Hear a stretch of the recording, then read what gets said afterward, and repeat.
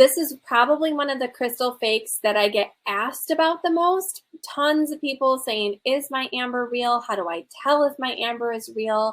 What can I do to make sure I buy real amber?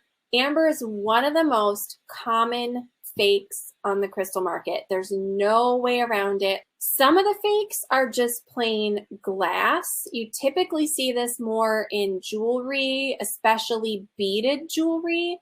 There's a lot of other fake kinds of beads out there, like resins or reconstituted amber or copal or tons of things. But you do sometimes see glass beads being sold as amber because it's cheap to make glass and amber goes for a premium. So if people don't know any better and they're paying amber prices for glass, it's unfortunate, but it happens. They do feel quite different to the touch, but you can't always tell, especially when the beads are really small. There's also resin or reconstituted amber. So these are similar, but there is a subtle distinction. Resin, like plastic resin, and then reconstituted meaning little bits of amber that have been like crushed up and bound back together with some kind of resin or polymer or whatever. So resin probably doesn't contain any amber at all. Reconstituted or recon means it probably might have some amber in it, but mixed with some plastic and stuff. Now, some amber is just a misnomer, a bit of an imposter, and it's actually copal, which is called sometimes young amber. And we're going to talk about this more in depth too. And this copal that you see listed as amber typically is coming from places like Colombia. So looking at these pieces, these look like genuine Baltic amber, and Baltic amber is some of the highest quality amber in the world. These mostly look as well like Baltic amber. It has beautiful color. It can really range in color from paler yellow to a deep amber brown. That's where it kind of gets, where that color gets its name from, is from the stone. So you do see a range of color, and you can see all oranges and yellows and golds. Let's look at the synthetic resins.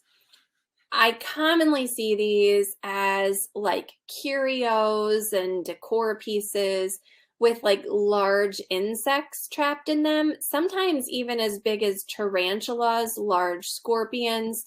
This one appears to have some kind of frog in it.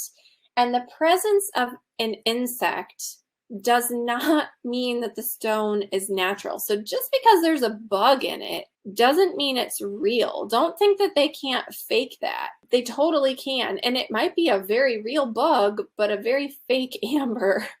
So there are some really sophisticated fakes and some not so sophisticated fakes that are really ugly. And most of these are made of a resin, which is like that hard plastic material. I'm not talking about natural resin or sap from trees. I'm talking about resin plastic.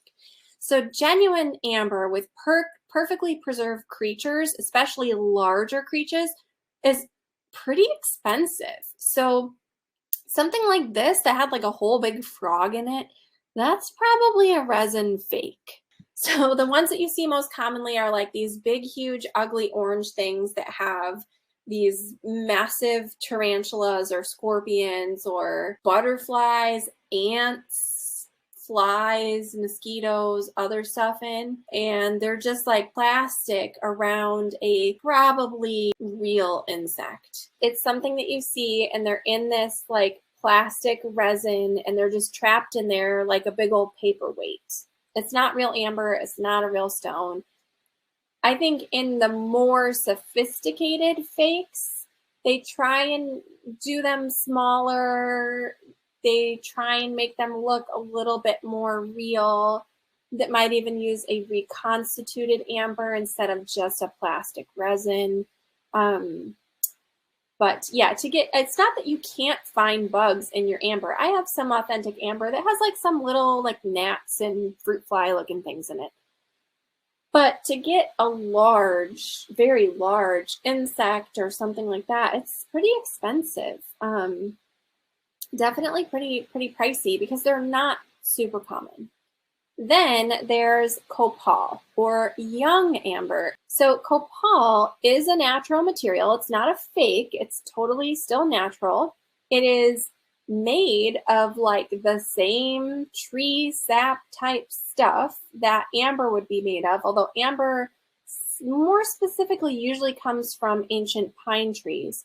But copal is not old enough to be considered amber yet. It hasn't had adequate time to fossilize and become as hard and as durable as true amber. So it shouldn't be sold at the same higher prices as amber, especially because it's too soft to use in things like jewelry because it's not yet fossilized. And according to Solstice Stones, who is in our resources in just a slide or two, copal is anything that's less than 20 million years old.